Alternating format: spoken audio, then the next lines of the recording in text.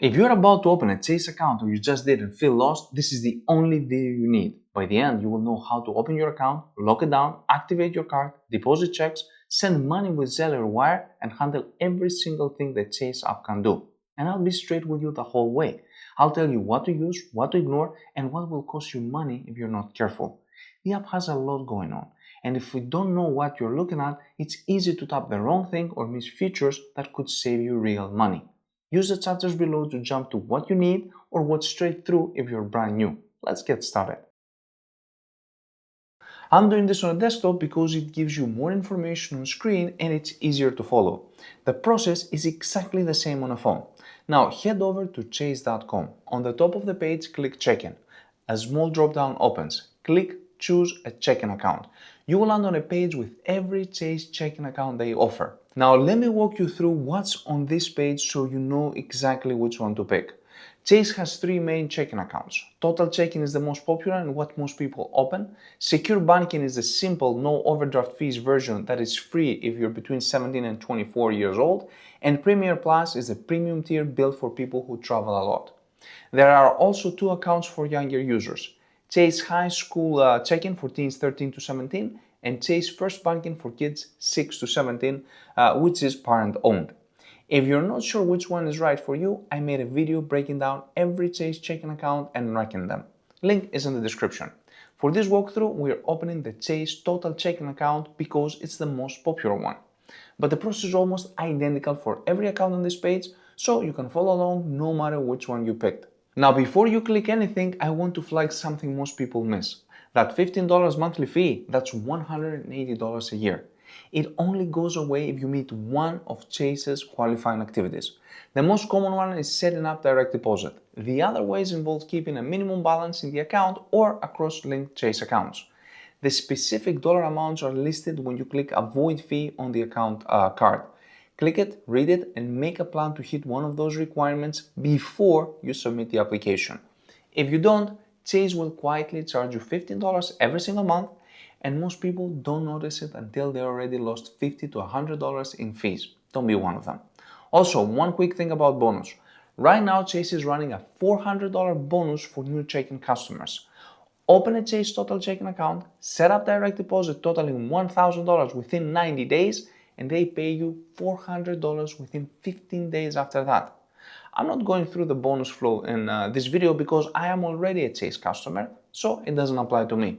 But I dropped the offer link in the description. If that offer is expired by the time you're watching this, just head to chase.com and look for a banner on the homepage or Google Chase bonus offer. Chase almost always has some kind of check-in bonus running. Just keep in mind that the bonus is for new Chase check-in customers only. If you have had a checking account before like I did, you won't qualify. Okay, now let's click the green Open Now button under Chase Total Check-in or the Open an Account from the offer page. Either one will take you to a screen that says, let's open your Chase Total Check-in account. Before you do anything, Chase tells you what you need, a social security number and a driver's license or state ID. Have them handy so you're not looking while on the process.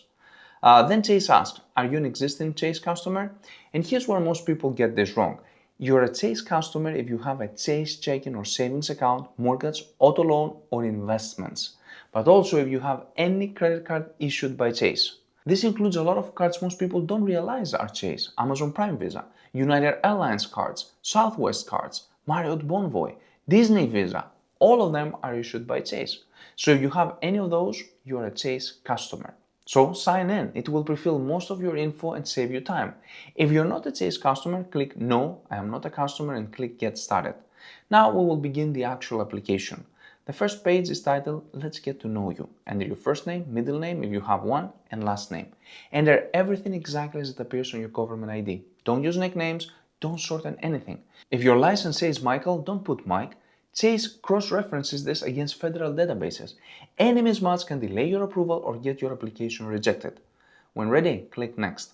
The next page asks for your date of birth. You need to be at least 18 years old to open this account. So if you're under 18, you will need to apply for Chase High School Check-in or Chase First Banking in branch with a parent. Enter your date of birth and click Next. The next screen asks for your contact info, email address and phone number. Now quick heads up here, by giving Chase your mobile number, you're consenting to automated calls and texts to service your account. If you don't want that, after the account is open, you can go into Chase Online and adjust your communication preferences. Now enter your home address, enter your street, apartment number if you have one, city, state and zip code. The address has to match what's on your ID as well. Any mismatch can delay your approval. Also worth noting that Chase does not accept PO boxes for opening checking accounts. You need a real residential address. Then it asks for your citizen status. Just answer honestly based on your status. To note here that this is the part of something called KYC, Know Your Customer, and every US bank is legally required to collect this. It's not invasive, it's federal law. Then you will be asked to enter your full social security number. This is required by federal law as well to open the account. Without it, you cannot proceed. Chase encrypts this and uses it to verify your identity through the Social Security Administration. Enter it and proceed. The next page is the authorization screen. This is where most people just check the boxes and move on, but I want you to actually understand what you're agreeing to. The first box is the Social Security Administration verification. You're authorizing the Social Security Administration to confirm that Chase that your name, Social Security number, and date of birth all match what's in their records. This is a one-time check within 90 days required to open your account. The second box is the Consumer Report Authorization. You're authorizing Chase to pull a consumer report on you. Now, important note here, this is a soft pull, not a hard pull. It does not affect your credit score at all. What Chase is actually checking is check systems, which is the banking version of a credit report. It tracks if you had any bounced checks, overdrafts you didn't pay, or accounts closed for cause at other banks. If you have bad check systems record, Chase can deny you. Check both boxes and click Next. Now, here's a possible detour. If you're already a Chase customer because of a credit card or any other product, you will get a screen that says you're already a Chase customer. It just asks you to continue signing to pre-fill the rest of your application. Click Next, sign in, and Chase will pull in most of your info automatically. The rest of the flow is exactly the same though, just easier. You will land on a page titled, Does everything look okay? This shows everything you entered, name, address, email, phone. Now I want you to actually read through this. I know it's tempting to scroll to the bottom and click Submit, but this is where you catch typos in your name, wrong digits in your phone number, or a wrong address. If something is wrong, fix it now. Once the account is open, you will have to call Chase or visit the branch to change anything. Below your info, you will see the same Social Security Administration and Consumer Report consent boxes from before. Check them and then click Next. Next screen asks for your employment status. Choose what applies from the drop-down. Now I want to be clear about something here. You don't have to be employed to open a Chase checking account. If you're a student, retired, between jobs, or a stay-at-home parent, just check the appropriate box. Chase asks because federal regulations require them to. It has zero impact on whether you get approved. Click Next once you have made your selection. Now you're at the fine print page titled Now for the fine print. This is the page everyone scrolls past. Don't. You will see 3 agreements to read. The deposit account agreement. This is the actual contract between you and Chase, including the fee schedule. This is where the $15 monthly fee lives, along with the overdraft fees, wire fees, and every other fee Chase can charge you. Look at it. The online and mobile signs disclosure. This is standard electronic signatures consent. The digital service agreement is next. This is terms for using Chase Online and the Chase mobile app. And below all those, you will see a tax status section. Chase asks if the IRS has notified you that you're subject to backup withholding. Most people see this and panic. Don't. Backup withholding is when the IRS requires your bank to withhold 24% of a certain types of payments because you had unresolved tax issues. If you have been paying your taxes normally and the IRS hasn't sent you a specific notice about backup withholding, the answer is no. And for 99% of the people, click No, the IRS hasn't notified me that I'm subject to backup withholding. Below that, you will see the taxpayer certification. This is essentially a substitute W-9. You're certifying under penalty of perjury that your Social Security number is correct and that you're a US citizen or person. Read it, and if it's accurate, move on. You will also see a note that you have been enrolled in paperless statements by default. Now, if you want paper statements mailed to you, you can change this in Chase Online after the account is open. Check the box that says I've read and agreed to the deposit account agreement, online and the mobile e-signature disclosure, and digital services agreement. then click Next. Now we're at one of the most important screens. Create a 4-digit PIN for your debit and or ATM card. This is the PIN you will use to withdraw money at any ATM and authorize debit purchases. Chase has strict rules of what you can pick. No identical numbers like 4 ones, no sequential numbers like 1, 2, 3, 4, and no ordered patterns like 2, 4, 6, 8. It can't be a holiday or anything from your personal info like your birthday or year of birth. Don't use the last 4 digits of your phone number either. Don't use the address number. Pick something only meaningful to you. Enter it once in the PIN field, then enter it again in the Confirm PIN field. Below the PIN field, you will see Choose Your Card Design. That is optional, by the way. Click if you want to customize your card. It doesn't cost anything and you can have a look at it. When ready, click Open Account and that's it. Your application is in. Chase processes most checking applications within minutes. You will see a confirmation screen with your account number, routing number, and your debit card status. Your physical debit card arrives at your address within 5 to 7 business days. Now here's where most people stop the video and walk away. And then their account gets closed and they don't know why. I want you to read this very carefully. On the next screen, Chase will tell you it's time to fund your account. And at the bottom of the funding options screen, you will see a line that says we close accounts with 0 balances after 60 days. If you don't put money in the account within 60 days, Chase will close it. You will have to start over from scratch. Same application, same weight. So right now, while you're still in this flow, fund the account. You have 6 options. Transfer money, which is add money from another bank account. Usually this takes 1 to 3 business days. Deposit checks on your phone. Again, take a photo of paper check using the Chase mobile app, even if you open the account right now. You can use Zelle, or you can have someone send you money through Zelle to your Chase account. You can set up a direct deposit, which is you can have your paycheck sent here. And this is the cleanest option because it also qualifies you to waive the $15 monthly fee. 2 birds, 1 stone kind of thing. Another option is to send a wire from another institution. They will give you the account and routing numbers to provide. And last, find a branch or ATM. Walk in with cash or check once your debit card arrives and you can fund the account. Now for most people, I would recommend transfer money or set up direct deposit. Now you know exactly how to open a Chase checking account the right way, what every screen actually means, how to actually fund it so it doesn't get closed, and how to avoid the upsells and mistakes that quietly cost most people money. To start, tap the little profile icon in the top right corner. This takes you to your profile and settings page. You will see a list of options: security and privacy, personal details, sign-in preferences, and a few more. The one we want is at the top, security and privacy. Tap it. Now you're inside the Security and Privacy Center. And before we get into the main thing, let me walk you through what's on this screen because there's actually a lot here worth knowing about. At the top, you got the report fraud. If you ever see a charge and you don't recognize or you think your account is being hit, this is the button you tap. Hopefully you never need it, but it's good to know where you can find it. Below that, there are 3 buttons: lock and load card, replace a card, and request a new PIN. The lock card one is especially useful. If you ever misplace your debit card, not lost for good, just can't find it for a minute, you can tap that and freeze it instantly. Then unfreeze it the second you find it again. And now let's get to the part that we actually came here for. Enhance your security.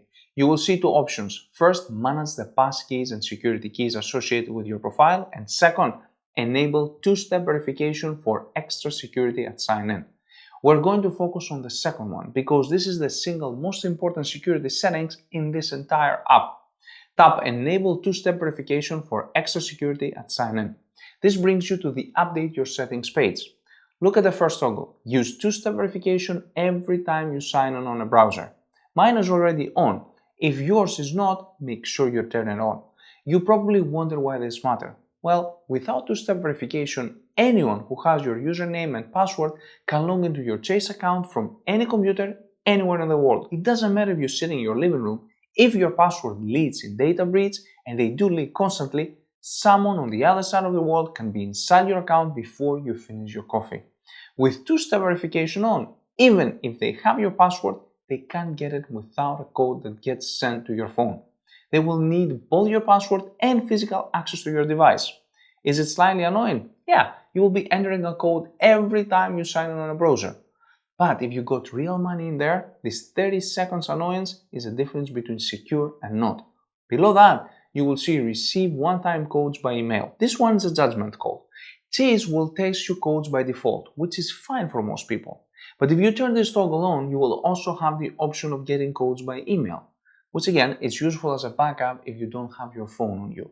I would lean towards leaving it off unless you specifically need it, because text messages are generally harder to intercept than email.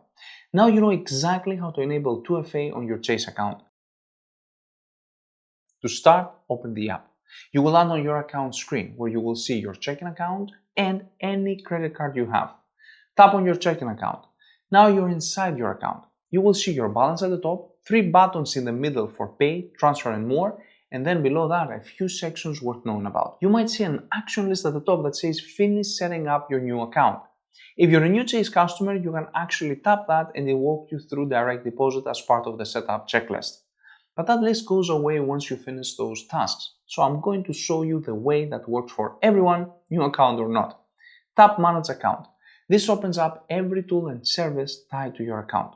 Scroll down a little bit until you get to the Services section. Under Services, you will see options like Stop Payment on a Check, Overdraft Protection, Debit Card Coverage, Order Checks and Deposit Slips, and at the bottom, Set Up Direct Deposit Form. Tap it. Now you will land on a screen that says Have your paycheck sent here. And right below that, Chase gives you everything you need in 2 formats. You can either copy the numbers directly or download the pre-filled form. Let me walk you through both so you know which one to use. The first option is right there on the screen. Account details with your routing number and your account number, each with a copy button next to it. If your employer just needs you to type those 2 numbers into their payroll system or their HR portal, this is all you need. Tap copy next to each one, paste them into the form your employer gave you, and you're done. By the way, I'm not going to read mine out loud and I want you to do the same. Your account number is sensitive. Treat it like you treat your debit card number. Don't text it to anyone, don't email it, don't post screenshots. When your employer legitimately needs it, send it through a secure channel, not a random text message.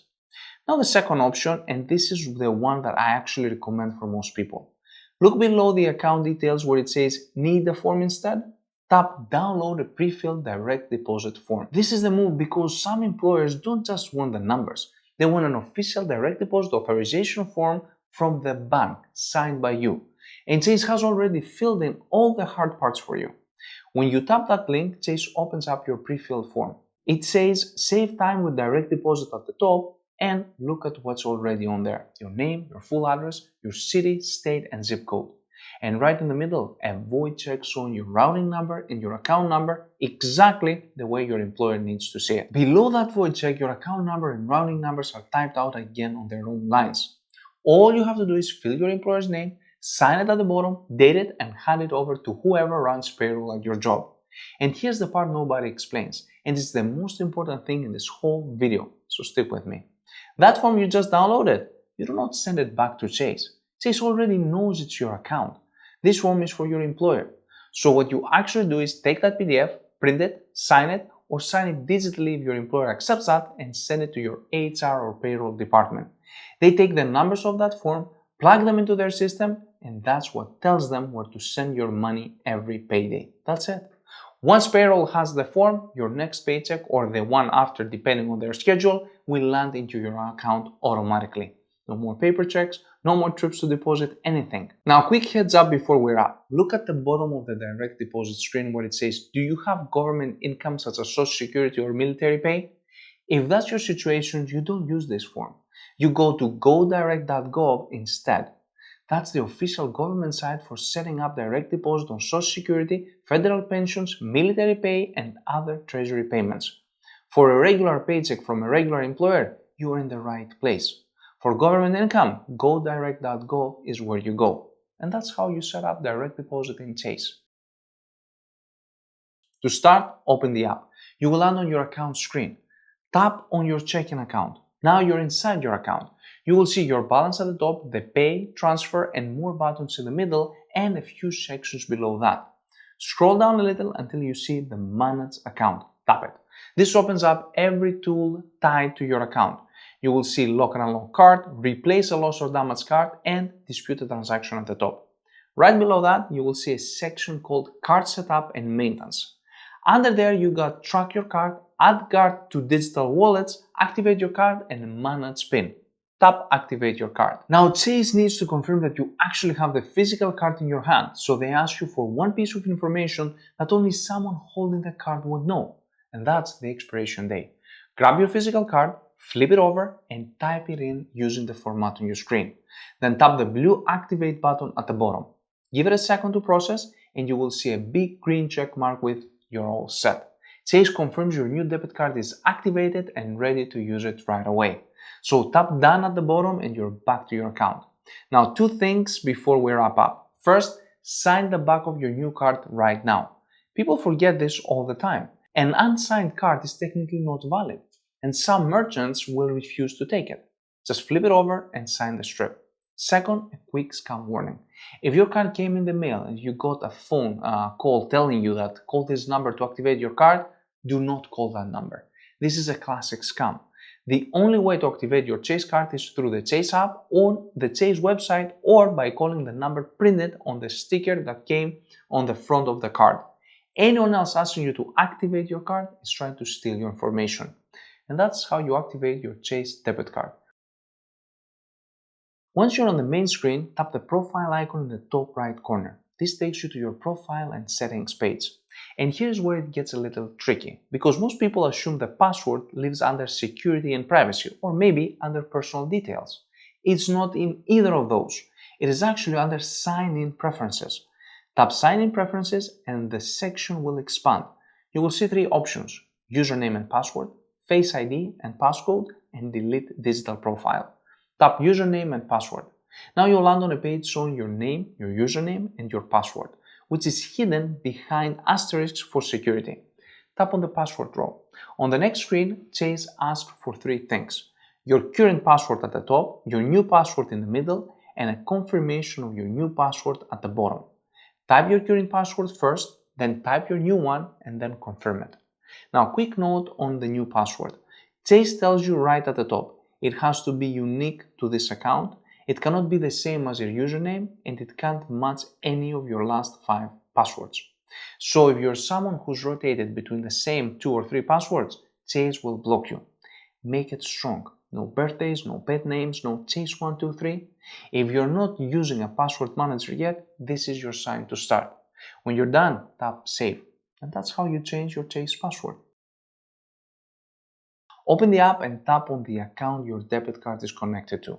In my case, that's Total Check-in ending in 2964. Once you're inside your account, scroll down a little and tap Manage Account. This opens up your account tools.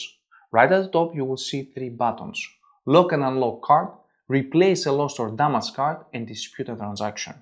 Tap Lock and Unlock Card. Now Chase brings up a screen called Misplace Your Card, and the wording matters here, because this feature is for when you misplace your card, not when it's actually lost or stolen. Let me expand on this because people mix these up. If you really lost your card or you think someone has it, do not just lock it.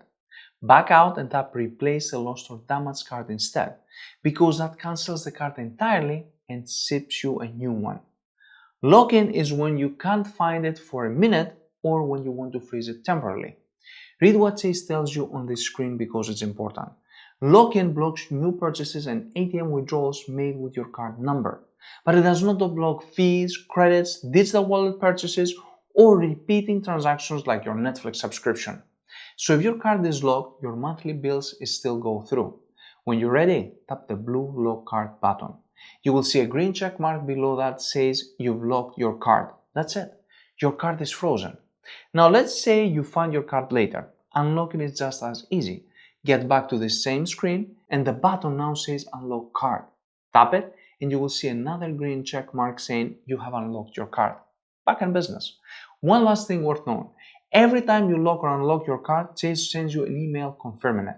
So if you ever get an email saying your card was locked or unlocked and you didn't do it, that's a red flag. Call the number on the back of your card right away. And that's how you lock and unlock your Chase debit card.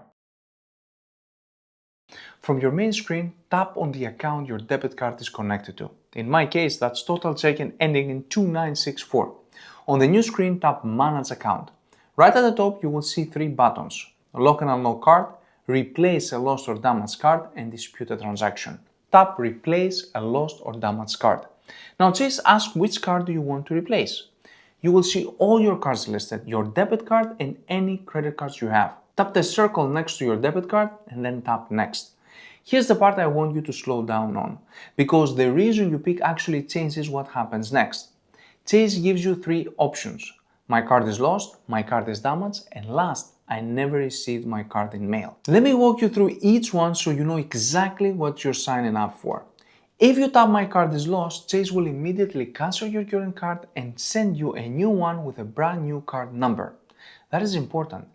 Any subscription or autopay tied to your old card number will stop working until you update them with a new number. Chase also tells you on the screen that if you think someone used your card without your permission, call them right away at their 1-800 number to report fraud. If you tap my card is damaged, this one is different. Chase will send you a replacement, but your card number stays the same. You can keep using your damaged card until your new one shows up and you activate it. This is the option to pick if your card still works, but the chip is scratched, the magnetic strip is fading, or it's cracked. And if you tap I never received my card in mail, Chase treats it the same way as lost. They cancel that card and issue a new one with a new number because they have to assume it might have been intercepted somewhere in the mail. Pick the reason that fits your situation and tap next. For this video, I'm tapping my card is damaged just to walk you through the rest of the flow. Next, you will see shipping info. Double check that your mailing address is correct because this is where your new card is going. If your address is outdated, fix it before you submit, otherwise your card ends up at your old place. Below the address you will see the shipping method, which is regular delivery, which takes 5 to 7 business days and comes at no charge. So tap next, and the last screen is a summary. Chase shows you everything before you commit, which card you're replacing, the reason, the mailing address, and the shipping method. Look it over one more time, and if everything looks good, tap replace card, and that's it. Your new card is on the way. And that's how you replace your Chase debit card. From the main screen, tap on the account you want the numbers for. In my case, that's total checking ending in 2964. This takes you to your account details page, and at the top you will see your available balance, and right below that, a button called Show Details. Tap it, and that's it. Everything you need is right there. Your account number, your routing number, your interest rate, your last statement date, all in one place. Now here's something most people don't realize, and this is the part of the video I really want you to pay attention to.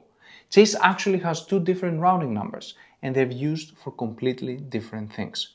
Using the wrong one is one of the most common reasons transfers get delayed or rejected. The first one is the one showing on this screen, 111-000-614. This is the one you use 99% of the time. Setting up direct deposit with your employer, ordering checks, sending ACH transfers, paying bills electronically, or linking your accounts to apps like Venmo or PayPal. If anyone asks you for your routing number, this is almost always the one they need. But for wire transfers, it's a different number. And to find it, tap the little question mark icon next to the routing number. When you tap that, a Learn More pop-up shows up and Chase tells you directly. This routing number can only be used for direct deposits and ACH transactions. For wire transfers, please use routing number 021-000021. So write that down too, or just remember that the question mark icon is where Chase hides the wire routing number. Wires are the faster, more expensive cousin of regularly banked transfers. They usually settle the same day, but they cost money to send. So if someone is specifically wiring money to you, 021-000021 is the routing number you give them. For everything else, use the one on the main screen. And quick heads up, the routing numbers themselves aren't really a secret. They are public information that just identifies Chase as the bank. You can literally Google them. The thing you actually protect is your account number combined with your name. So if you accidentally text someone just a routing number, you're fine, don't worry about it. And that's how you find your Chase account and routing number. From the main screen, tap the profile icon in the top right corner. This takes you to your profile and settings page. You will see a few sections: security and privacy, personal details, sign-in preferences, and right in the middle, account settings. Tap account settings and that section will expand. You will see options like show or hide accounts, set primary accounts, nickname accounts, and so on. Tap Paperless, that's the one we want. Now you're on the Paperless settings screen. and there's a few things going on here, so let me walk you through it. At the top, Chase shows you the email where your paperless documents will be sent. Make sure that email is current. If it's not, tap Edit next to it and update it. Because if Chase sends you the statement notification to an old email, you will never see them. Below that, you got two ways to set up paperless. Either across all your accounts at once or per account individually. The fastest way is the All Account sections. You will see 4 checkboxes. All documents, all statements, all notices and letters, and all tax documents. If you want everything paperless on every account, just tap All Documents. One tap and you're done. Now, if you want more control, you can tap each one separately. Like in my case, I have all statements already checked, but the other 3 are not. So I'm still getting notices, letters, and tax documents in the mail. Now scroll down a little and you will see Choose Paperless for individual accounts. This is where you can fine-tune things per card or per account. Here you will see each of your Chase accounts listed separately. For each one, you can now check all documents, statements, notices and letters, or tax documents. So let's say you want statements paperless on your check-in, but you still want tax documents mailed to you for your credit card. This is where you would set that up. In my case, on my 2 credit cards, statements and notices and letters are checked, but tax documents are not, which means I'm getting tax forms in the mail every year for no reason. So I would tap tax documents on each card to switch those over too. And here's a really nice touch from Chase. You don't have to save after each click. As you tap the boxes, the settings update on the screen, but they don't lock in until you scroll to the bottom and hit save. Once everything is set the way you want it, scroll all the way down and tap the blue Save button. You'll get a final confirmation screen with a green check mark that says you have updated your paperless settings. Chase also lets you know that updates take effect immediately in most cases, but if they're already preparing your next statement, that one might still come in the mail. After that, you're fully digital. Tap Done and you're out. One last thing. Now that you're paperless, you might be wondering where your statements actually live. They live inside each account under Statements and Documents. We will cover that fully in another video, but everything is saved there, organized by year, anytime you need it. That's how you enable paperless statements on Chase. From the main screen, tap on the account you want to see. In my case, that's my total check-in. This takes you into your account details. At the top, you will see your balance, the pay, transfer, and more buttons, and below that, a few sections. Scroll down past the action list and the Manage Account section until you get to see all transactions. This is where every purchase, deposit, withdrawal, and transfer shows up, with the newest to be at the top. In my case, you can see my latest transaction is a $50 deposit because this is a brand new account. Now let's get to your statements.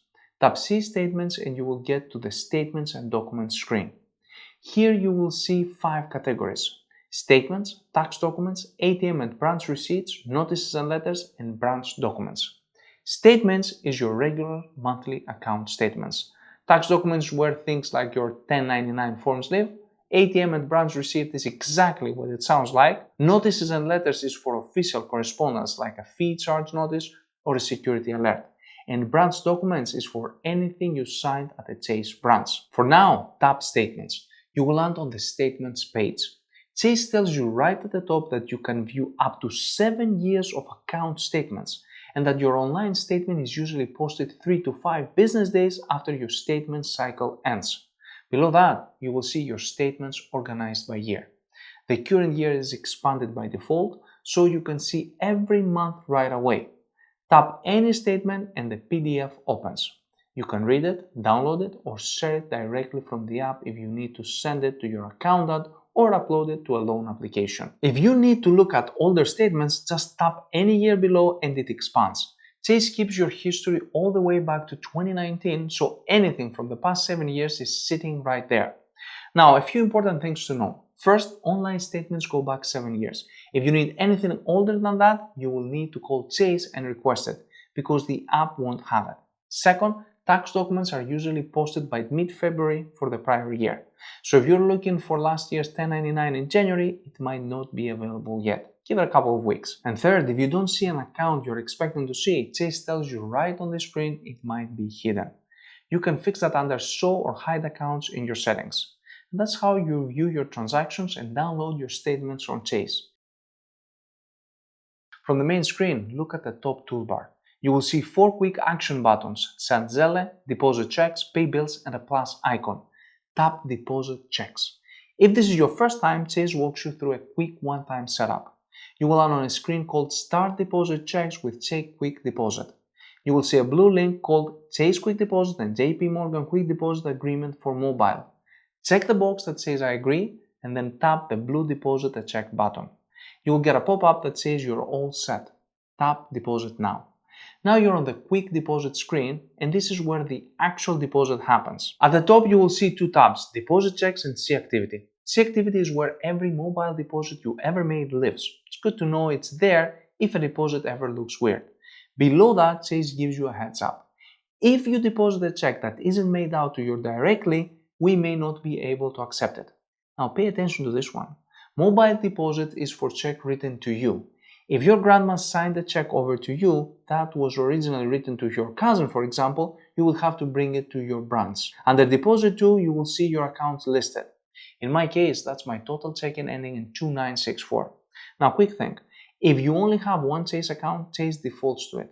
But if you have multiple, you will be able to tap this and pick which one you want the money to be deposited. So make sure you're depositing to the right account before you move on. Below that is deposit amount set to $0. Tap that and type the exact dollar amount written on the check. I am depositing a $30 check, so I'll type in 30.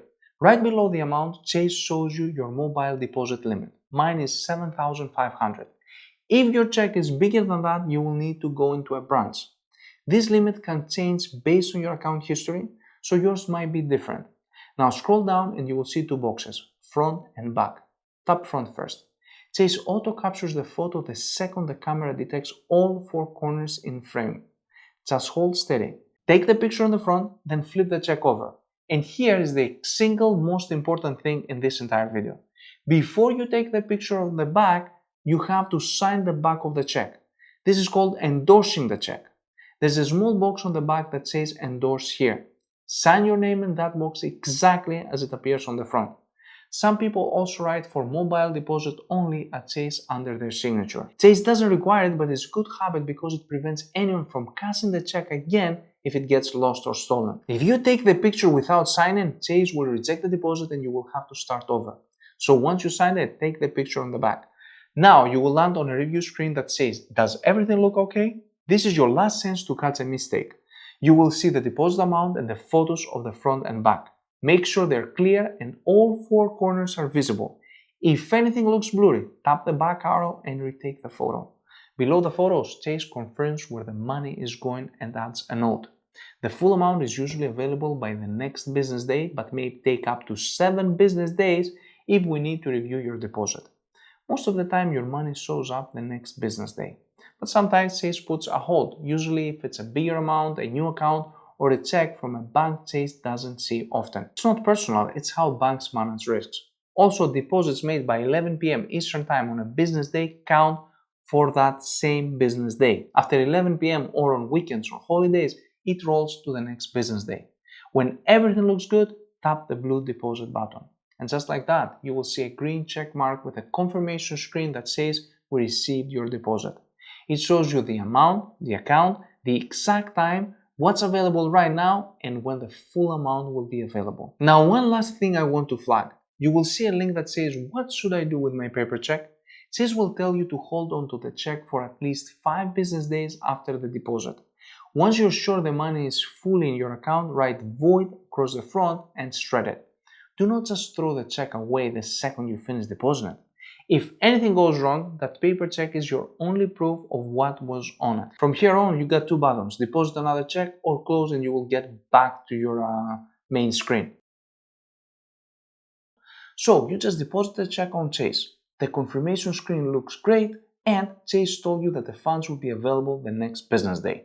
Then you tap into your total checking account and the confusion starts. At the top of your account screen, you will see 2 numbers under details that are not the same. Available balance, in my case by the way it's $50, but the present balance in my case is $80. Now you are most likely wondering why that happens. Well, let me break this down, because once you understand the difference, everything else makes sense. Your present balance is the total amount sitting in your account on paper.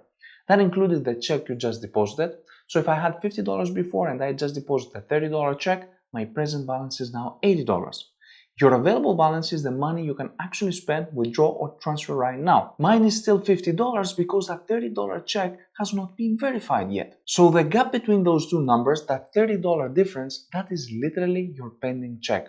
Always go by your available balance. That's your real money. If you go by present balance and start swiping your debit card, you can overdraft your account and get hit with fees even though it looks like you have money. Available balance is the truth. Now let me show you where to track the pending deposit itself. Scroll down past pay, transfer and more, past the action list and manage account until you get to see all transactions. Right at the top you will see it, online deposit, pending, with a dash instead of a date and the dollar amount on the right, in my case $30. That dash, where a date would normally be, is Chase's way of telling you the deposit has not posted yet. Once it clears, that dash gets replaced with the actual date and the pending label disappears. Now let me explain why this happens, because it is not Chase holding your money for no reason. When you deposit a check, the bank is fronting you that money before the check actually clears from the other person's account. A check is basically a promise that the money exists. Chase has to wait and confirm that the check is real and that the funds are actually there on the other end. If they handed you the cash instantly and the check bounced, that would be a mess. So they hold it briefly to protect both of you. Every bank does this. Now here is the timing you actually care about. If you deposit before 11 p.m. Eastern Time on a business day, your money is generally available the next business day. Deposit after 11 p.m. or on a weekday or holiday, and it rolls to the next business day after that. So a check you deposit Friday night at 11:30 p.m. might not be available until Tuesday. A couple of important things to know while you're depositing pending. First, do not assume the money is fully yours the second it shows as available. Even after the funds move from present to available, a check can still bounce later if the person who wrote it did not actually have the money. If you deposit a check from someone you do not fully trust, do not spend that money the moment it lands. Wait a few days to be safe. Second, this is exactly why you only deposit checks from people you trust. If a stranger sends you a check and tells you to deposit it and sends some of it back, that is a scam. Every single time. The check looks good, the money shows as available, you send the cash, then days later the check bounces and you're out of money. Chase cannot protect you from that. And third, hang on to your physical check for about a week with the word void written across it once it clears. If anything goes wrong while it's pending, that paper check is your backup. So, to sum it up, pending is normal. Your money is safe, it is just being verified. Watch your available balance, not present, and check your transaction list for the dash to flip into a date. Quick heads up before we start, you can't do this from the mobile app. Chase only lets you order checks through the desktop browser, so you will need to log in at chase.com from your computer. Once you're logged in, you will land on your main account screen with all your accounts listed. Click the account you want checks for. In my case, that's my total check-in ending in 2964. You will land on your account page with your balance at the top and a row of buttons below it. Statements, paperless, transfer money, and more. The one we want is more. Click it. A drop-down menu opens with a bunch of options. You will actually see order checks and deposit slips listed right there as a shortcut. You can click that directly if you want. But for this video, I will go the long way through account services so you know where everything lives. Scroll down inside that drop-down and click account services. The menu expands into a much bigger list. Track your card, log and unlock your card, replace a card, order checks and deposit slips, stop payments on a check, set up direct deposits, and so on. What we want is to click order checks and deposit slips. You will land on a screen called checks and deposit slips with a clean 3-step breakdown of what's about to happen. Choose an account, Chase sends you your info to Deluxe, and you place your order with Deluxe. Quick thing worth knowing, Chase doesn't actually print the checks themselves. They partner with a company called Deluxe, which is the largest check printer in the country and has been doing this for almost 100 years. So when you click through, you are being handed off to Deluxe site. Completely normal and completely safe. Below the steps, you will see an account drop-down with your account selected. Mine shows total check-in ending in 2964.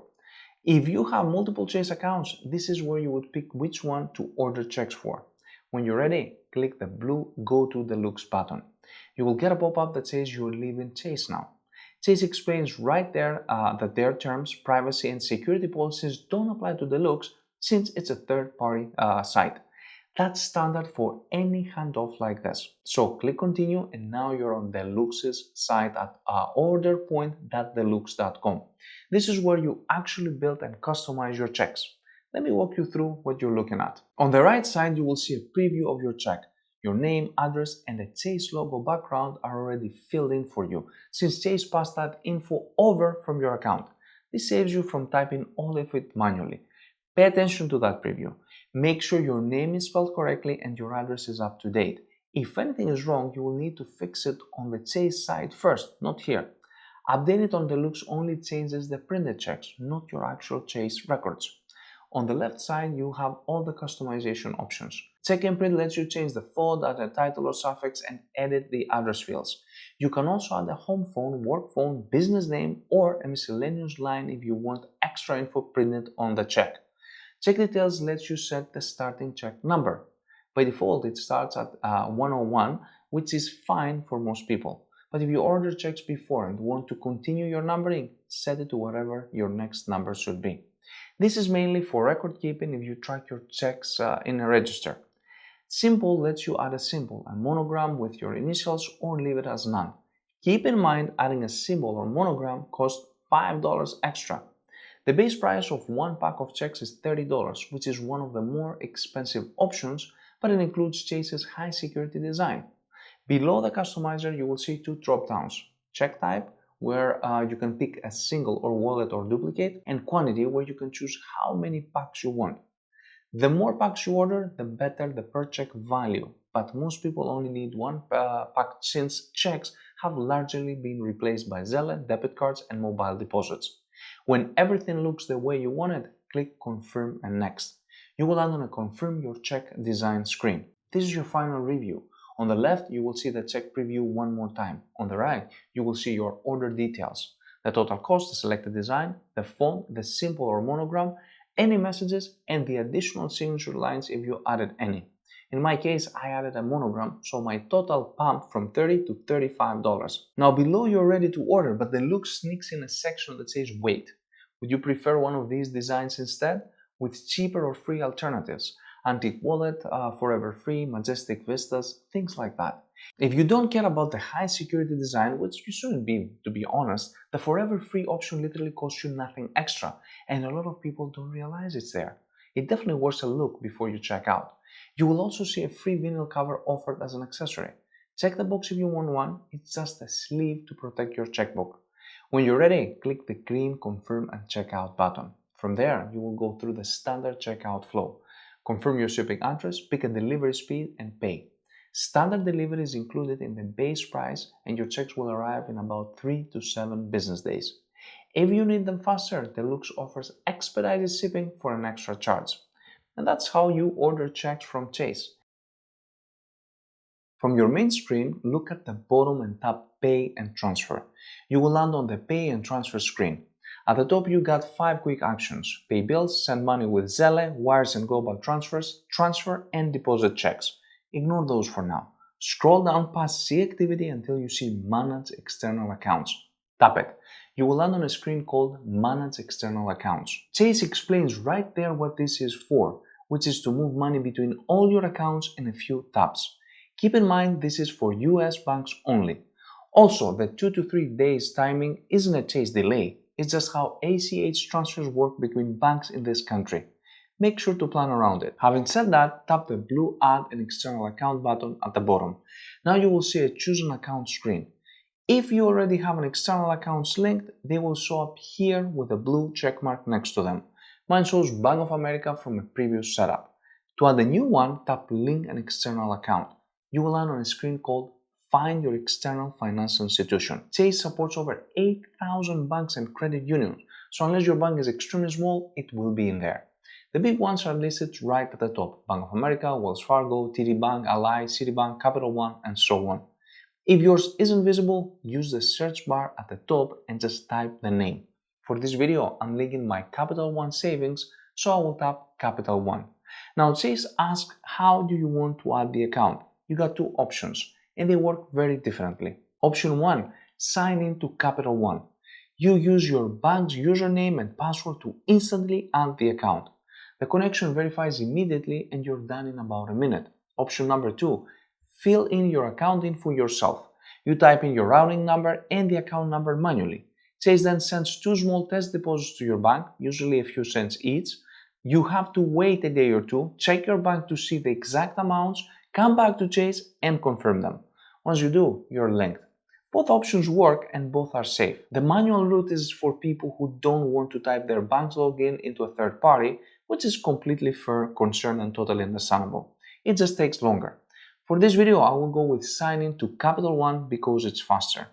Below the option, Chase shows you the data you will share and the terms and conditions. They use a service called Yodlee to make the connection.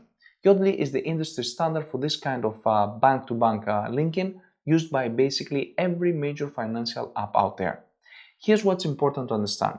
Your Capital One login is not being stored by Chase. Yodlee uses it once to verify the account is yours and then it's gone. So Chase never sees nor stores your password. When ready, tap Next. Now you will get a sign into your account screen with Capital One's logo and a quick explanation of the handshake. Scroll down and tap Continue. You will be taken to a real Capital One consent page at consent.capitalone.com. Always check the URL. Make sure it matches your actual bank's website. If you ever see a misspelled domain or anything that looks off, stop immediately. Scammers love to mimic this exact flow because they know people click through fast. Capital One will then ask if JP Morgan Chase Pay and Transfer can access your account information. Tap Continue. Next, you will see exactly what data Chase is requesting. Account details and transaction, which is required to connect to third-party apps, bank account holder info, which verifies you actually own the account, and bank account numbers, which Chase needs to send and receive money. These all needs to stay checked. If you uncheck them, the linking won't work. Once ready, tap Continue. Now sign in with your Capital One username and password, approve the connection, and Capital One will show you a list of all your accounts. Mine shows 3 savings accounts and a quick silver credit card. By the way, do not link a credit card here. External accounts linking is for moving cash between bank accounts. A credit card is not a bank account, it is a line of borrowed money. If you try to transfer money from it, you will be taking a cash advance, which hits you with a free plus instant interest at a high rate. Just don't. I will pick my 360 performance savings ending in 8535. Check the box next to it, then tap Continue. You will land on a confirm and connect screen with everything laid out one more time.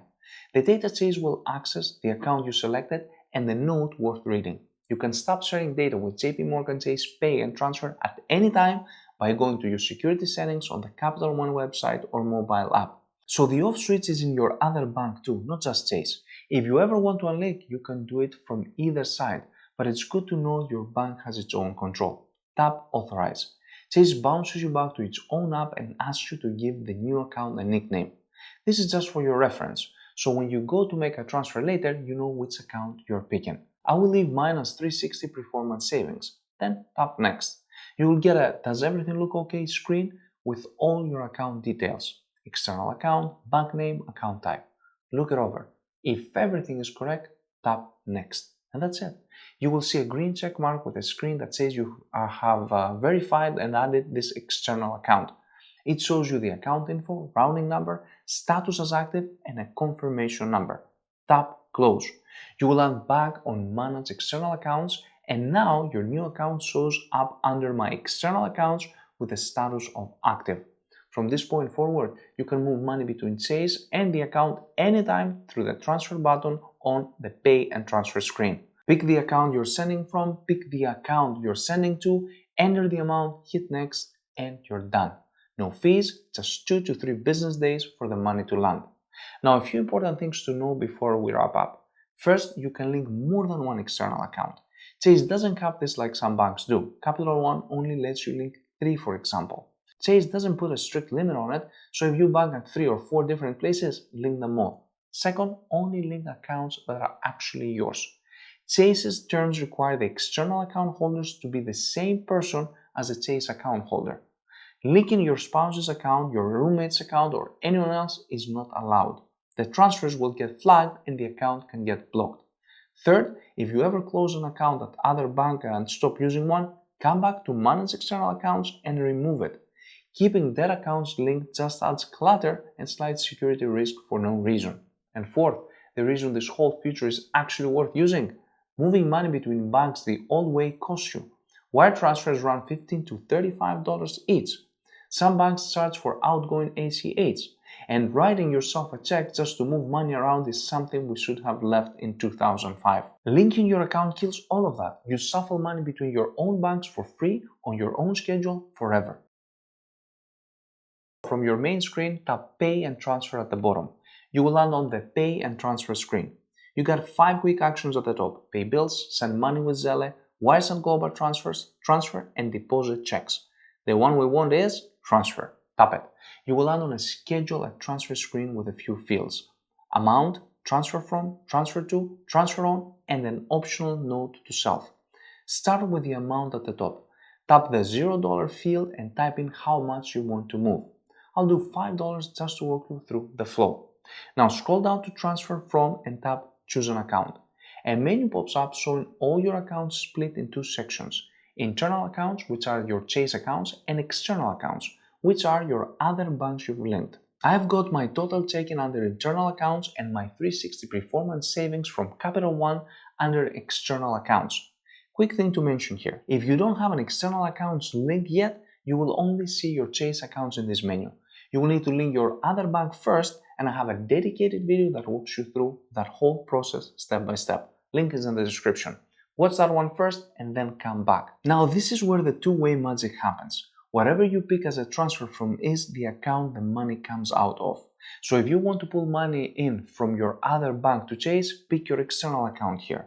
And if you want to send money out from Chase to your other bank, pick your Chase account. For this video, I will send money out from my total check-in, but the process is exactly the same the other direction. Tap total check-in. Now tap transfer to and pick the destination account. Same menu, opposite direction. I will pick my 360 performance savings. Once both accounts are selected, a new field shows up called delivery method. This is important, so let me walk you through it. Tap real time and a pop-up appears called choose a delivery method. You've got 2 options. Option 1, real time, send in moments, limited to $5,000 per transfer. You are not able to cancel same-day real-time transfers. Now, option 2, standard, send in with 1 to 2 business days. Higher maximum limits apply here. You can cancel most standard transfers. In plain English, real-time means the money lands almost instantly, but you cap out at $5,000 and you can't take it back once it's sent. Standard takes a day or 2, but you can move bigger amounts and you can cancel it if you make a mistake. My honest take, if you're moving a small amount and you trust where it's going, real time is fine. But if you're moving anything significant like rent money or a big chunk of savings, go standard. The cancel option alone is worth waiting a day for. If you fat finger an amount or pick the wrong account, you will be glad you can undo it. I'll go with real time for this demo since it's only $5. Below that you will see transfer date. For real time, it's locked to today, in my case June 30, 2026. If you pick standard, you can schedule it for a future date. And then there's a note to self, which is optional. Use it if you want to remember what the transfer was for later when you're looking at your transactions. Things like rent, savings goal, dad's birthday gift, it's up to you. When everything is set, tap next. You will land on a review screen that says, does everything look okay? This is your last chance to catch a mistake, so actually look at it. The amount, the from account, the to account, the delivery method, and the date. Pay extra attention to the transfer from and the transfer to. This is where people mess up. If you meant to pull money in and you accidentally picked your Chase account as the from, you're about to send money the wrong way. Once your real-time transfers go through, it's gone. Chase also drops a reminder here. Keep in mind you can't cancel same-day real-time transfers. So if you're in a real-time, this is really your final check. If everything looks right, tap the blue schedule transfer button at the bottom, and that's it. Your money is on the move. Now, a few important things to know before we wrap up. First, transfers between your own accounts are free. No fees either directions, no matter how often you do it.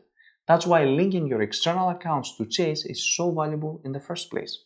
Second, what's your delivery method choice? Real-time is fast but locked. Standard is slower but cancelable. Pick based on the size of the transfer and how confident you are in the details. Third, the $5,000 real-time cap is per transfer, not per day. So if you really need to move more in a hurry, you could technically do multiple real-time transfers. But at that point, standard makes more sense. And fourth, only transfer money to and from your own accounts.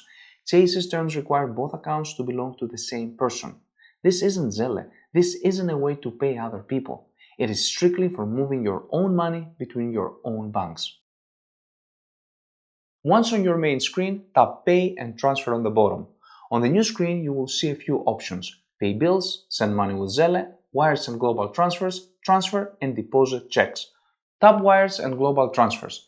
Chase greets you with a screen called the Smart Way to Move Money. By the way, this video is specifically for a domestic wire, meaning you are sending to someone here in the United States. International wires work differently with SWIFT codes and IBANs, and I have a fully dedicated video on those. If you want to send an international wire, go check it out. Having said that, scroll down and tap Next. Now Chase needs to confirm it is really you before letting you go any further. And this is exactly what you want a bank to do before a wire. You will see two options: get a text or get a call. My recommendation is get a text. The code comes through instantly, and on most phones it will autofill. Tap Get the text, grab the code, type it in, and tap Confirm Identity. Now you land on Choose a Payment Purpose.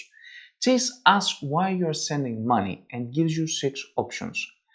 Paying a friend, family or trusted person, paying a bank, company or government agency, paying a seller or service provider, buying a property or investment, investing in cryptocurrency, or something else. Chase asks for 2 reasons. First, it is regulatory. Wires get tracked and reported, and banks are legally required to understand the purpose. Second, and more interesting, Chase uses your answer to match your wire against the most common scam patterns they see. If you pick investing in cryptocurrency, Chase knows that category has an extreme high scam rate right now, and they will show you a much stronger warning before letting you continue. Same with buying a property or investment. The reason they ask is so they can put the right warning in front of you at the right moment. So answer honestly. For this walkthrough, I am sending money to a friend, so I'm picking paying a friend, family or trusted person and tapping Next. Now Chase hits me with a stay safe from scam screen about romance and family impersonator scams. I want you to actually read this one because these 2 scams are absolutely everywhere right now. Family impersonator scam, which happens when someone contacts you claiming to be your kid, grandkid, or a close relative in trouble. They need money right now and they beg you not to tell anyone else in the family. That last part is the giveaway. A real family member does not tell you to keep it a secret. Hang up and call the person directly on a number you already have. Second is the romance scam. Someone meets you online, you talk for weeks or months, they seem perfect, and then they need money for a plane ticket or a medical emergency or a business deal.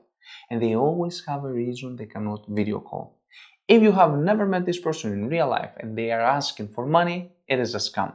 Every single time. If either of those describes what is happening to you right now, stop. Close the app and do not send the wire. If you know and trust this recipient, check the box that says I understand the potential scam risks of scheduling this wire, and I understand that it is very unlikely I will get my money back once it is sent.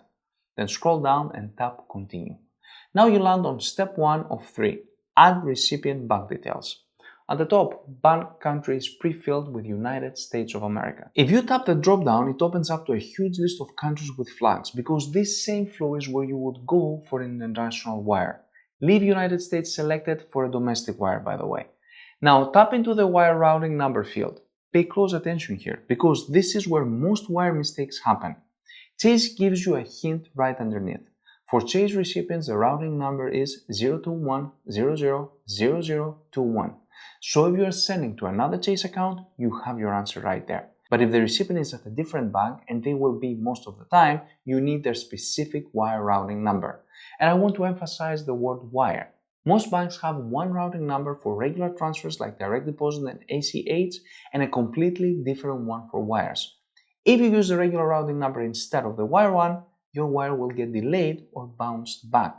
So before you type anything, call the recipient and ask for two things: their wire routing number and their account number. Do not trust what is on a check, and do not trust an email either.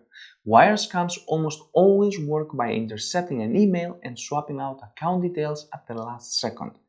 Get it verbally from a phone number you already know. For this walkthrough, I am typing a Bank of America wire routing number as an example. Now watch what happens. As soon as I finish, Chase shows a confirmation box that says the wire routing number you entered is registered with Bank of America National Association. This is a really nice safety net. Chase is telling you the bank the number belongs to before you send a dime. If you were told the money is going to Wells Fargo but this box says Bank of America, stop right there. Something is wrong. Call your recipient and confirm. Mine shows Bank of America, which is what I expected, so I'm good. Below that, enter account number and verify account number. Type in both fields. Chase makes you do this on purpose. They cannot check if the account number belongs to a real person, so they force you to type it twice as a self-check against typos. One wrong digit and your money goes to the wrong account. Additional routing info is optional and almost nobody uses it, so you can leave that blank. Then recipient's account type, individual or business. If you are paying a person, pick individual. If you are paying a company, pick business. And then tap next. Now step 2 out of 3. Add your recipient's details. First name, middle initial, which is optional, last name, nickname, country, address, city, state, and zip code. Type the name exactly as it appears on their bank account. If their bank has them as Michael, do not type Mike. Mismatches can trigger a review that delays the wire. Now, let me mention one very important thing. The nickname field looks optional. It is not. I tried to skip it and Chase would not let me continue. So even though the label does not say required, treat it like it is. The nickname is just for your own reference. It is how the recipient shows up in your saved list next time. Use their first name or mom or contractor, doesn't matter, whatever works for you so you can recognize them. Fill in the rest of the address and tap next. Now to step 3 out of 3. Does everything look okay? Slow down here. Look at every single field, the wire routing number, all 9 digits, the bank name, Chase confirm, the account number, the account type, the first, the last name, the nickname, and the full address. If anything is off, even one character, tap edit and fix it now. Once a wire is sent, it is gone. When it all checks out, check the box that says, I confirm that my recipient's account details match their bank records, and I understand that it is very unlikely I will get my money back once it's sent. That is Chase telling you straight up that if you got the details wrong, your money is probably gone. This checkbox is your last honest moment to catch a mistake. Check the box and tap Add Recipients. You will see a green check mark and a You are all set screen. Chase has now saved this person, so next time you will not have to type any of this in again. You will also get an email confirmation that a new wire recipient was added. If you ever get one of those emails and you did not add anyone, that is a huge red flag. Call Chase immediately. Now scroll down and tap Send Money. You will land on a scheduled transfer screen, and this is where you actually build the wire. Wire to is filled in with the recipient. Wire from is the account the money comes out of, pre-filled with total check-in because that's the only account I have. If you have multiple, tap that drop down and pick the right one. Then wire amount. I'm going to type in $30 just to walk you through the process. Right below the amount, Chase tells you that your daily online wire limit is $25,000. If you need to send more than that in a single day, you have to go on a Chase branch in person. For most everyday wires, you will not come near it, but if you're doing something big like a house closing, plan ahead. Below that, a toggle for make this a repeating wire. Leave it off for a one-time payment. Then wire date, pre-filled with today. If you schedule before 6 p.m. Eastern, Chase starts processing the same day. After 6 p.m. Eastern, next business day, and they do not process wires on weekends or Federal Reserve holidays. Payment purpose is already filled in with what you picked earlier. Additional information has 2 optional fields. Message to recipient and a short note that the recipient box will see, useful if they ask for a reference like a job number or property address, and a memo that is only for you and for your own records. Now scroll down to the bottom, and this is where the real cost hits you. Wire amount, $30. Wire transfer fee, $25. Total, $55. Stop and look at that math for a second. I am sending $30 and Chase is charging me $25 to send it. That's an 83% fee, which is ridiculous. And that is exactly the point. Wire transfers are not built for small amounts, they are built for big ones, where a $25 fee does not really change anything. Buying a car, closing a house, paying a contractor for a major job, sending a large amount to a family. If you're sending $30 or $50 or $100 or even a few hundred to someone in the United States, close this out and use Zelle instead. Zelle is free, instant, and works across almost every major bank. Chase, Bank of America, Wells Fargo, Capital One, Citi, all on the Zelle network. I have a full video on how to use Zelle from Chase, so go ahead and check that out. A wire only makes sense when the amount is big enough that a $25 fee does not materially change anything, or when the recipient does not have Zelle at their bank. Once you have made peace with that fee, tap Next. Chase takes you to the Verify Sender screen. This is the final review, by the way. Wire to, wire from, wire date, wire amount, the fee, and the total. Scroll all the way down and read the fine print once. Chase tells you a domestic wire typically arrives with 1 business day. Not instant like Zelle, but fast and final. Everything looks correct, so tap Schedule Wire at the bottom, and that's it. That is how you send a domestic wire transfer with Chase.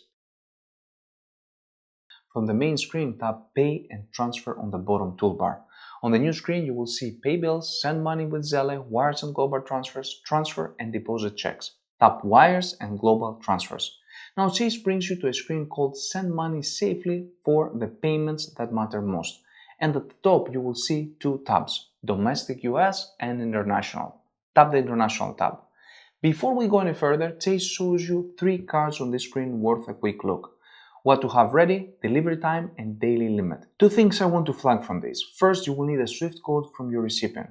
This is the big thing that separates international wire from a domestic one, and I will fully explain what it is when we hit the field.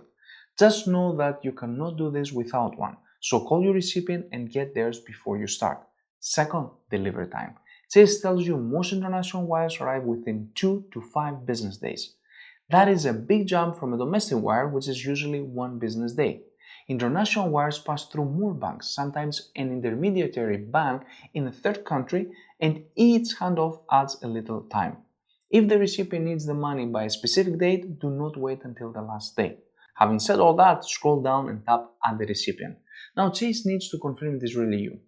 So they will send either a text or give you a call. My recommendation is get a text, the code comes through instantly and usually autofills.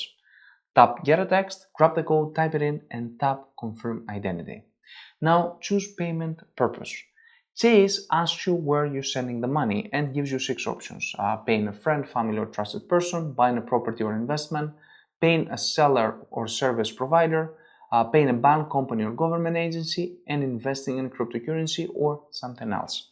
Chase asks for 2 reasons. First, it is regulatory. International wires get tracked and reported even more closely than domestic ones, and banks are legally required to know the purpose of money leaving the country.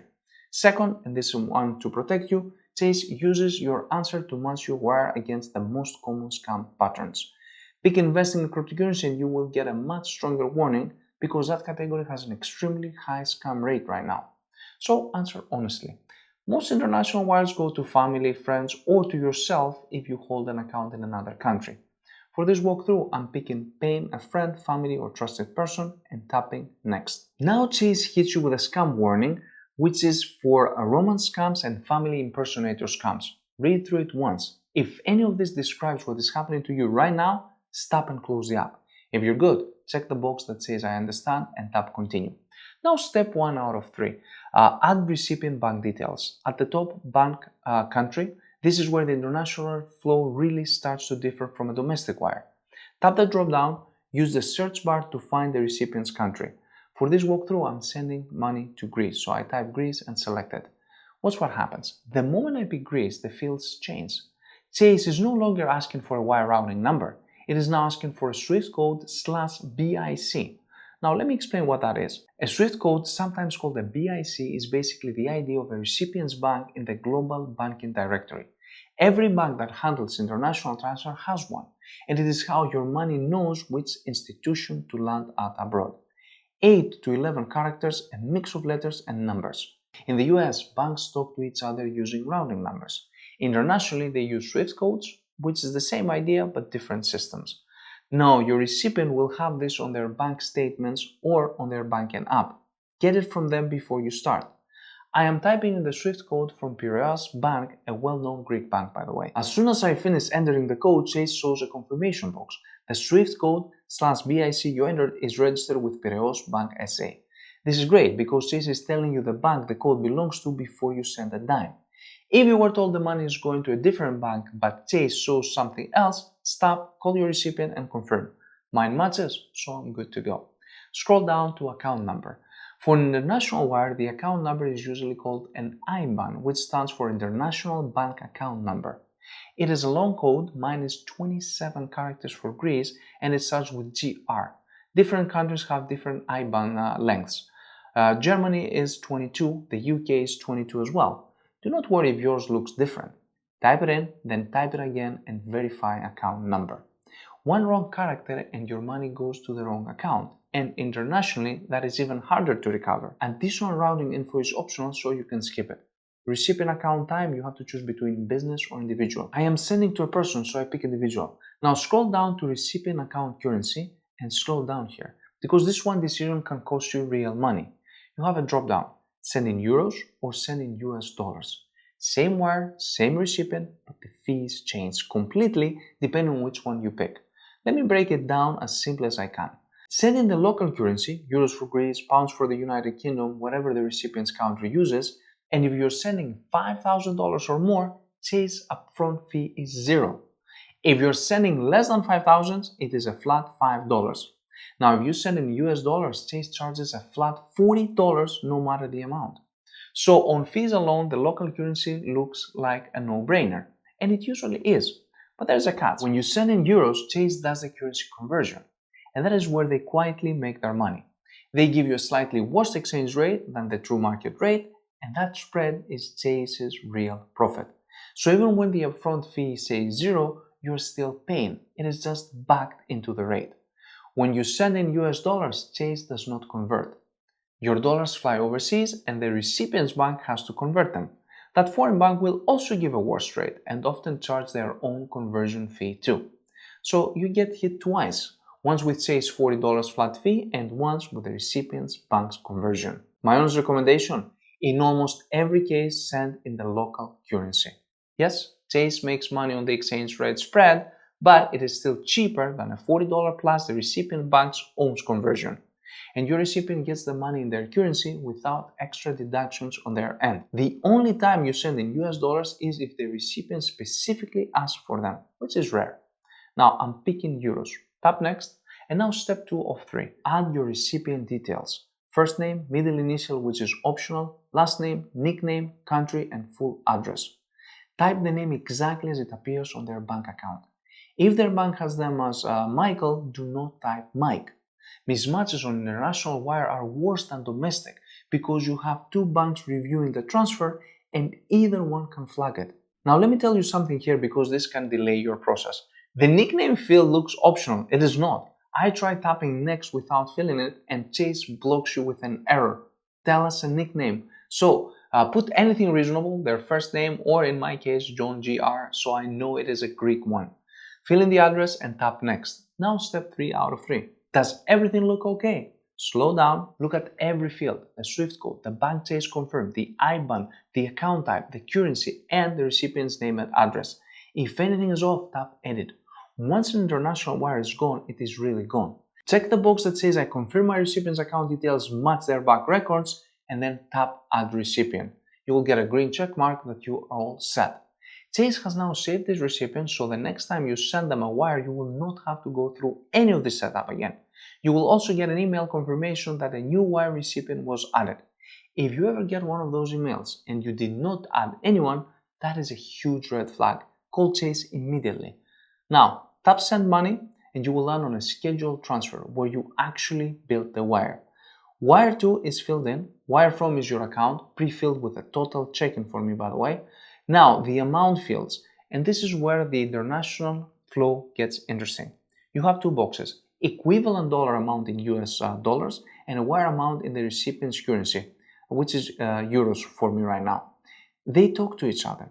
Type in one and Chase autofills the other using the currency exchange rate. I am typing $100 in the USD field. Instantly, Chase fills in the wire amount as 85.32 euros. Right above the fields, you see the exchange rate Chase is using. On US dollar equals 0.8532 euros. And it says the rate expires in 30 minutes. Exchange rates move constantly, so Chase locks a rate for you for a short window. Take too long and it refreshes. Think about what happened. I said I wanted to send $100 and my recipient will get 85 euros and 32 cents. That gap between what I send and what they receive is the exchange rate spread. That is where Chase quietly makes their money on the conversion. Not a fee, just backed into the rate. Below that, wire date, pre-filled with today. Same timing rule as domestics. Before 6 p.m. Eastern, start processing the same day. After 6 p.m. Eastern, rolls to the next business day. No processing on weekends or Federal Reserve holidays. But remember, an international wire takes 2 to 5 business days to arrive after Chase releases it, because it has to pass through multiple banks. So plan ahead. Below that, you have to choose a payment purpose. Chase asks you to pick again. I know you picked one earlier, but that was for the recipient setup. This one is specifically for this transfer. Pick the same reason or something more specific.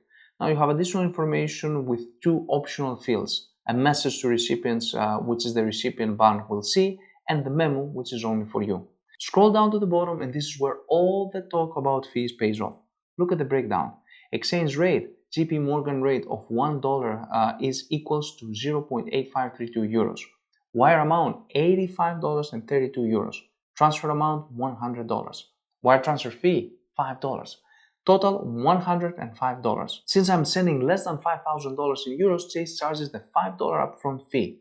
And right underneath, Chase spells it out in a tip. There is no Chase wire fee when you send a wire of 5,000 US dollars or more in foreign currency. That is exactly what I explained earlier. If you're planning a big international wire, 5,000 or more, you pay zero upfront by sending in the local currency. Chase still earns on the exchange rate, but the flat fee disappears. Compared to $40 if you have picked US dollars, this is a much better deal. Once everything looks right, tap next. I'm not actually sending this one, but from here Chase takes you to a final review screen, and then you tap schedule wire to send it. One last thing before we wrap up that saves you a ton of time on future wires. Go back to the main pay and transfer screen. You will see manage recipients. Tap that. This is your saved list. Every recipient you have ever added, domestic or international, in one place. Tap any recipient and Chase shows you their full details with a big blue send a wire button at the bottom. That is a shortcut. Skip all the setup we just did, straight to amount and send. 2 minutes and you're done. Now one quick note. If you ever need to change the recipient's bank details, Chase does not let you edit them directly. You have to delete the recipient and add them again. That is a security feature and it stops someone who gets into your account from silently redirecting your future wires. Annoying, but smart. And that is it. That is exactly how you send an international wire transfer with Chase. From the main screen, tap Pay and Transfer on the bottom toolbar. On the new screen, you will see a few options: pay bills, send money with Zelle, wires and global transfers, transfer, and deposit check. You know the answer. Tap Send Money with Zelle.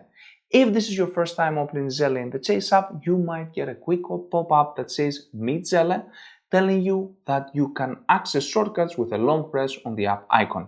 It's nothing to worry about, just tap Get Started. Now you land on the Welcome to Zelle screen and Chase gives you a heads up worth reading. The very first time you get money to someone at another bank, it may take 1 to 2 business days to land. After that first payment, every payment between you and the other person is basically instant. You can also tap the Zelle service agreement and privacy notice, and I do encourage you to skim it at least once.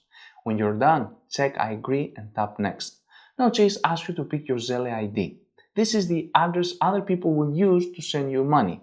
You have 3 options: your email, your phone number, or a new email or phone number Chase does not have on file. My recommendation, use your phone number. And there are 2 reasons for that. First, it is faster for someone to type it in when they are paying you at a dinner. And second, most people already have your number in their contacts, so they do not have to ask you for anything new. So I am picking phone number and tapping next. Now Zelle needs to verify that number is yours. Chase sends a one-time code to whatever ID you picked. Since I chose my phone number, I get a text. So grab it from your text message, type it in and tap next. Now quick note, if you have used Zelle at another bank before with the same phone number, Chase will pop up a screen called Mobile Number in Use, asking if you want to move it over. Tap Use the Zelle ID and Chase becomes your primary Zelle bank for that number. Just know that any pending payments at the old bank might get cancelled, so wait for those to clear first. For me, I am switching it over, so I tap Use this Zelle ID. Now you land on a confirmation screen that says you are all set. You will see your full name at the top, exactly the way it shows up on the sender screen when someone pays you. Make sure it looks right. Below that, the phone number you register and the account the money lands in, which in my case is my total check-in. You also get two shortcuts here. Show the Zelle QR code and add more Zelle IDs. Let me quickly show you the QR code because this is one of the easiest ways to receive money. Tap Show the Zelle QR code. You get a screen with your QR code, your name, your Zelle ID, and the account the money lands in. If you're getting paid in person, just have the other person open their bank app, hit scan, and point their camera at your screen. Their app autofills all your info, they enter the amount and send. Now let me talk about the other tab, Scan. It is what would you use if the roles were flipped, if someone else was showing you their QR code and you were one paying. And right there you will also see Add from Photos button. It's useful if someone texts you a screenshot of their code. You can pull it in from your camera roll instead of scanning it live. Anyway, tap Done and go back. One last thing on the confirmation screen. Chase says you can add up to 1 US mobile number and up to 4 emails as Zelle IDs. So you can add up an email later from the Zelle settings if you want. For now, we're good. So tap Done. Now you're back on the Pay and Transfer screen and you will notice a new button request that was not there before. It's called Split with Zelle. Let me provide a quick explanation on this because it is different from sending. Sending money is what would you guess? You owe someone money and you pay them. Request or split is the opposite. You use it to ask someone else for money. Say you paid for dinner and 3 friends owe you their share. Request or split lets you Zelle them for their portion and it can even split the total automatically. They approve and the money comes to you. It's a handy feature, but not what we're covering today. This video is about sending. Alright, let's actually send some money because now we have everything else set up. Tap Send Money with Zelle again. The first thing that pops up is the Stay Safe with Zelle screen. It says for your protection, we do not let you pay someone you have indicated that you only know through social media. This is Chase protecting you from scams and it is worth reading. Zelle is designed for paying people you know and trust, not strangers you met online. There is a Learn More about how to use Zelle safely link if you want to go deeper. When you're done, check I acknowledge that I have read the above and tap Got it. Now you're on the Pay Bills and Send Money with Zelle screen, with 2 tabs at the top, Pay and Payments Due. We are on Pay. The page is basically empty right now because you have not added anyone yet. That is how Zelle works. You add the recipient first, then you can pay them. Once you add someone, they stay saved there for next time. To add someone, tap the Add button in the top right. A menu slides up with 2 options. Add a Zelle recipient or add a bill pay recipient. Bill pay is for companies like your electric or cable provider. It's a different feature. What we want is the top one. Tap Add a Zelle recipient. Now you're on the Add recipient screen. You have 3 ways to fill this in.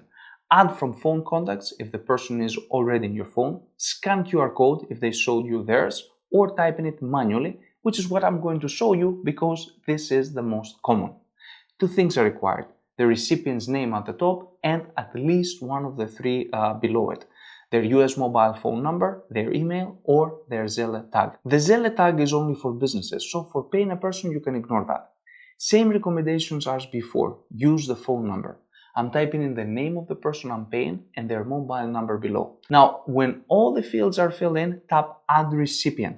Because this is my first time paying this person, Chase pops up a Stay Safe with Zelle screen asking why I'm sending the payment. 3 options here. A bank representative said I need to send or move money, which is a red flag by the way. Real banks never ask you to Zelle them. Paying bills or a known small business like rent or farmer's market vendor, and paying a friend, partner or family member. Chase tells you right on the screen that they keep track of your answer to help protect you from scam. So if someone is pressuring you to pick a certain option, that is a warning sign. I am paying a friend, so I tap a 3rd option and tap Next. Now we're on the Enter Amount screen, and this is where the actual send happens. At the top you see the recipient's info, the nickname you saved them under, then Register As, which is the legal name on their Zelle account. That is a nice safety check, by the way. You might have saved them as Mike or Mom, but register shows you exactly whose account will get the money. If those do not match up, stop and double check. Below that, their phone number and how long their Zelle ID has been active. If someone you know has had Zelle for years, you are almost certainly paying the right person. Now the amount. I am sending $5. You will also see today's limit for this recipient. Chase caps how much you can send per day, especially for a brand new recipient. You can tap learn more if you want the actual details. Under the amount, the message to recipient field. It's required, like I mentioned. I will put for demo. Below that, pay from the account the money comes out for. Mine defaults to total check-in. You can tap to switch it if you have more than one account, by the way. Send on lets you schedule the payment for a future date. I am leaving it to today. And repeat payment sets up a recurring set, which is useful for something like rent. I will leave that off. Everything looks right, tap review and send. Now you're on the review screen. It's the last chance to check everything before the money leaves your account because you cannot cancel once you tap send. Go through it, the name and register as, the phone number, the amount, the account is coming from, the date and the message. If anything looks off, tap the back arrow. If it looks right, tap send it now. And that's it. You get a green check mark and a confirmation screen that says we are sending your money now and the recipient will get it in a few minutes. And remember, if this is the very first payment between the two of you on Zelle, it might take 1 to 2 business days to arrive. Every payment after that is basically instant. You will also see another Siri button here. If you want to set up a voice shortcut like Hey Siri Pay Mike for people you pay all the time, you can do that too. It is a nice little time saver, but it's totally optional. Tap done. And now look at your recipients page. The person you just paid is saved right at the top under recent recipients. Below that, Chase splits everyone into register with Zelle, meaning they can receive money instantly, and not register with Zelle, meaning Chase will still send them the money, they just need to sign up to claim it. Next time you pay this person, tap send money with Zelle, tap their name, enter the amount and send. It literally takes 5 seconds and that is the whole point of adding recipients once. From your main account screen, tap the checking account where the charges happen. For me, that's the total checking account ending on 2964. That opens your account. At the top, you will see your available balance, then pay, transfer, and more. Ignore those and scroll down past manage account until you see your transactions. For this video, I'm going to dispute an $18.50 charge. Now, before you tap on it, 2 quick things that will save you a wasted attempt. First, the charge has to be posted, not pending. See that Zelle payment at the top of my transactions? Still says pending. You cannot dispute a pending transaction. While a charge is still pending, it's not final. The amount can still change or even drop off completely. So Chase won't file a dispute until it settles. If yours is still pending, back out and give it a day or 2 to clear first. Second, this is for legitimate problems. A charge you didn't make, a product that never showed up, being billed the wrong amount or being charged twice. You actually need a real reason. And one more side note before we keep going. If what are you looking at is actually fraud, meaning you did not make the purchase at all, stop. Do not file a regular dispute. Lock your debit card from inside the app right away and call Chase directly to report it as fraud. Fraud and disputes are 2 different things and people mix them up all the time.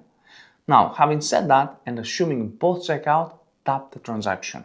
You will land on the transaction details screen. Here you get the merchant name, the amount, the transaction date, when it posted, the location, the merchant type, and the method.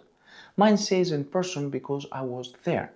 If you bought something online, it might say online instead. Scroll all the way to the bottom and you will see a box that says, having a problem with this transaction? Let's look into it. Tap the blue report a problem link. Now Chase asks the key question, what doesn't look right in the transaction? You get 6 options. The first one is I return or cancel a one-time purchase and haven't received a credit. That's when you already returned the thing and the refund never showed up. The second is I never received the product or service or received it late. Third one is I'm dissatisfied with the quality of the product or service. The fourth is I was charged a higher amount than expected. The fifth is I made this purchase but it was paid for more than once, meaning you got double charged. And the sixth, please pay attention here, I did not make this purchase. Now the last one, it's a fraud option. Notice how right underneath it Chase tells you the same thing I told you earlier. If you didn't authorize this purchase, lock or cancel your card first. That's your cue. For this video, I'm going with the first option, just for the demo. You pick whatever actually fits your case, then tap next. Chase then hits you with a confirmation screen. Are you sure this option best fits your situation? And I actually like this screen because it breaks the option down for you. It tells you to choose this one if you cancel or return a purchase and haven't gotten the refund. It also drops in a useful heads up what some refunds show up on your statement under a different merchant name, so double check before you file anything. Then it tells you when to choose a different option, like if you return defective merchandise, that's gonna be a different category. Read it, make sure it lines up, and then tap yes, I am sure. And here's the part I want to be straight with you about because it catches a lot of people off guard. Depending on the reason you pick, Chase won't always let you finish in the app. Sometimes you will get a screen that says, please call us at the 1-800-564-2262 to complete your claim. That's exactly what I got here. Don't get frustrated. Some dispute categories need a real reason to review, and Chase routes those to a phone agent on purpose. Honestly, it's not a bad thing. You get to talk to someone who can file it correctly the first time. If you get the screen, tap done, grab your phone and call the number. Before you call, have your info ready, the transaction date, the amount, the merchant, and any receipts or emails that back up your side. That will turn a 20-minute call into a 5-minute one. And that's how you dispute a debit card transaction on Chase. Just remember the two things people get wrong. The charge has to be posted, not pending. And if it's actual fraud, lock the card and call the fraud line. Don't just file a dispute. Open the Chase app and on your main screen, tap your total checking account. In my case, that's the one ending in 2964. You will land on the account overview. Scroll down a bit and you will see a section called Manage Account with the tagline Access Tools and Services for your account. Tap that. Now you will land on the Manage Account screen. There's a lot going on here. Options for locking your card, replacing a lost card, disputing a transaction, and more. Ignore all of that. Find the section called Card Setup and Maintenance, and there you will see Manage PIN. Tap it. Now here's where I have to be upfront with you. You cannot instantly reset your PIN through the app. Chase doesn't let you type in a new PIN on your phone. What they do is generate a new one for you and mail it to your address, which takes 5 to 7 business days. I know that's not the answer most people are hoping for, but honestly, this is still the fastest option Chase gives you. A lot of other banks make you to physically walk into a branch to reset a forgotten PIN, so at least this saves you the trip. And if you want to set your own custom PIN instead of using the one Chase mails you, you will have to go to the Chase branch in person. Not the app, not the phone call, in person only. Having said that, let's get back to the screen. Chase shows you your account at the top. In my case, total checking ending in 2964. Below that, you will see a field asking for your debit or ATM card number, all 16 digits. The reason Chase asks for this is a security check. They want to make sure you're the actual card holder physically holding the card in your hand, not someone who hacked into your account trying to reset the PIN remotely. If you don't have the physical card in front of you, you're stuck here. So grab your wallet before starting this process. Enter the 16-digit card number and tap Request PIN, and that's it. Chase generates a new PIN, prints it, and mails it to your address on file in a sealed envelope. It arrives in 5 to 7 business days through regular mail. Now, a few things to know before we wrap up. Your old PIN is still active until the new one arrives. So if you actually remember it, you can keep using it in the meantime.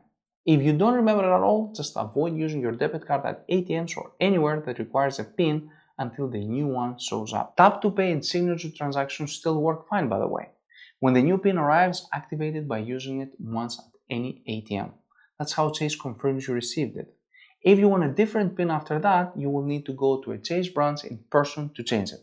And one important thing, if you don't get the PIN in the mail within 10 business days, call Chase right away. Someone may have intercepted your mail. Do not just order another one and hope for the best. You now know how to use Chase the right way, and most people who open an account never get this far because they don't need more features. They need to actually understand the ones they've got, and now you do. If this video helped you, share it with someone who needs it. And if you have any questions, drop them in the comments. I read every single one of them. I'll see you in the next one.